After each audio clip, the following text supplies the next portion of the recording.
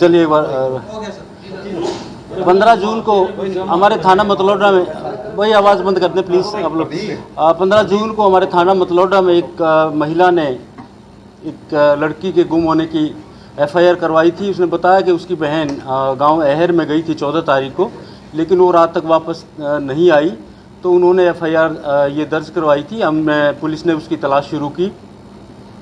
फिर अगले दिन 16 तारीख को एक खरखोदा से सूचना आती है कि वहाँ की नहर में एक डेड बॉडी मिली है महिला की। वो सूचना मिलने पर उस लड़की की पहचान, जो लड़की मतलौडा से गुम हुई थी, अहर गांव से गुम हुई थी, उसके रूप में उसकी पहचान होती है। उसके परिवार वाले पहुंचते हैं और डेड बॉडी का जब निरीक्षण किया जाता है तो उस बॉडी पर कुछ चोटें लगी हुई थी, तेज़धार हथियार की, गर्दन के ऊपर, छाती के ऊपर। तो ये शक होता है कि इसकी हत्या की गई है। और दूसरी तरफ 15 तारीख को सुबह अर्ली मॉर्निंग एक हमारे यहाँ जो नहर जाती है पानीपत के अंदर से, उसमें एक गाड़ी मिली थी और उसमें एक लड़का मिला था जो तैर के बाहर निकल गया था। तो उसमें क्योंकि जिस समय वो गाड़ी डूबी थी तो ये भी सूचना मिली थी कि इसमें कोई लड़की भी थी, तो उसको घटना से जुड़ते देर नहीं लगती, तो तुरंत ये शक हुआ। और उस लड़की के घर वालों ने यह भी बताया था कि ये सुनील के साथ गई थी, जो इसराना का रहने वाला है।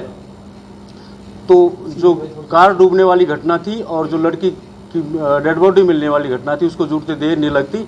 तो घर वालों ने बताया कि हो सकता है उसने उसकी हत्या की हो। तो तुरंत ही, क्योंकि ये लड़का जो यहाँ नहर में मिला था वो पार्क हॉस्पिटल में एडमिट था, जिसका पुलिस को पता था, तो तुरंत ही जब ये शक हुआ कि ये हत्या का मामला हो सकता है, तो उस लड़के को हमारी CIA 1 की टीम ने पार्क हॉस्पिटल से गिरफ्तार किया। और जब पूछताछ की गई तो सारा खुलासा हुआ कि ये 14 तारीख को ये लड़की जो मरने वाली है, शीतल नाम की, इस लड़के के साथ अहर गांव में गई थी। वहाँ पर इसने कोई गाना शूट करना था। ये हरिवानी एल्बम तैयार करती है, तो अहर गांव में कोई गाना शूट करना था, वहाँ के लिए इस सुनील के साथ ये गई थी और रात तक इन्होंने वहाँ पर शूटिंग की। जब करीब 10 बजे ये वहाँ से इसको लेके चलता है तो रास्ते में किसी बात को लेके इनकी कहासुनी हो जाती है और वो कहासुनी बढ़ जाती है। तो गाड़ी में एक चाकू पड़ा हुआ था, इसने सुनील ने चाकू से उस लड़की की हत्या कर दी, गर्दन पर वार की, छाती पर वार की, उसकी हत्या कर दी। और घटना को छुपाने के लिए और सबूतों को छुपाने के लिए, डेड बॉडी को खुर्द-बुर्द करने के लिए उसने गाड़ी समेत वो नहर में उतार दिया गाड़ी को अपने क्योंकि उसका तैरना आता था, उसको पता था कि मैं गाड़ी छोड़ दूंगा तो ये बह जाएगी और मैं तैर के निकल जाऊंगा। और ये घटना इत्तेफाकिया लगेगी कि गलती से ये गाड़ी नहर में गिर गई है।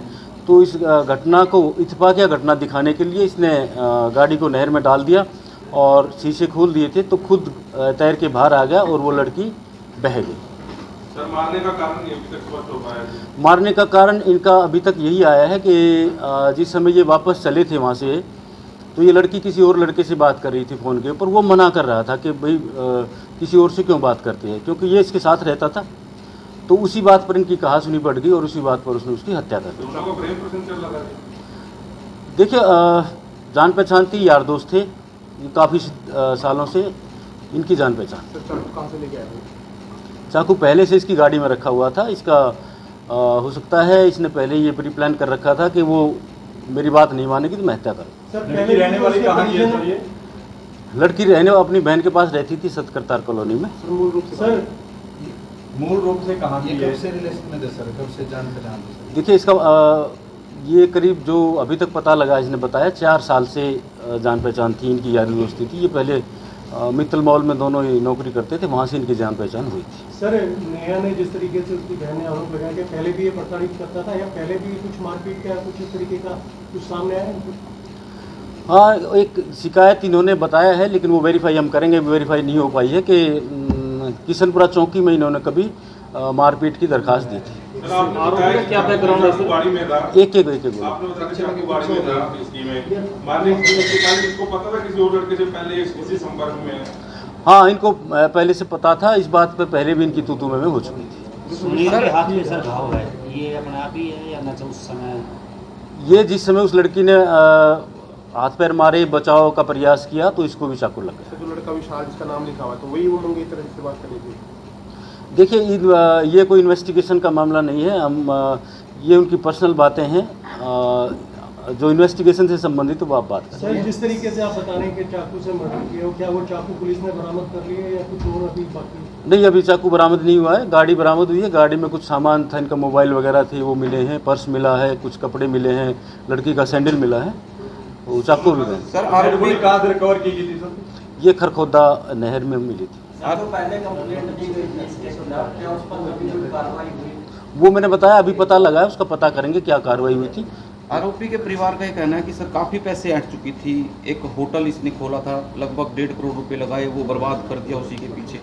पैसे ऐंठे सर इसने। देखिए, वो अगर आवश्यकता होगी तो हम उस विषय पर इन्वेस्टिगेशन करेंगे, लेकिन अभी हम हत्या, क्योंकि एक लड़की की हत्या हुई है, उसकी इन्वेस्टिगेशन कर रहे हैं। उसी पॉइंट पर हम कितने दिन की रिमांड पर लिया है सर? आज पेश करेंगे पुलिस रिमांड। हम कोशिश करेंगे 3-4 दिन का तो मिले, लेकिन जो कोर्ट शादीशुदा दोनों? यस, दोनों, लड़का भी शादीशुदा है, लड़की भी शादीशुदा थी, लेकिन वो अपने हस्बैंड से अलग रहती थी। ये सुनील क्या काम करता था सर? ये सुनील ऐसे ही कभी ढाबा खोल लिया, कभी कोई और काम कर लिया, ऐसे कोई परमानेंट काम नहीं कर। कोई आपराधिक बैकग्राउंड से इसको? वो अभी चेक करवा रहे हैं, अभी तक कोई नहीं मिला है, लेकिन वो थाने के रिकॉर्ड से हम देखेंगे, हो सकता है इसका कोई आपराधिक बैकग्राउंड हो। ठीक है प्रदीप ये पुलिस रिमांड जो हम लेंगे वो इसीलिए लेंगे कि कोई और भी इसमें घटना में शामिल हो सकता है, कैसे कैसे इसने घटना को अंजाम दिया, कहाँ कहाँ पर ये गए, वो सारी चीज़ें पुलिस रिमांड के दौरान और गहराई से पूछताछ की जाएगी। अगर और भी किसी की भूमिका आती है तो उसको भी गिरफ्तार किया जाएगा। हाँ, प्लानिंग तो थी, जब चाकू इसकी गाड़ी में था तो प्लानिंग थी।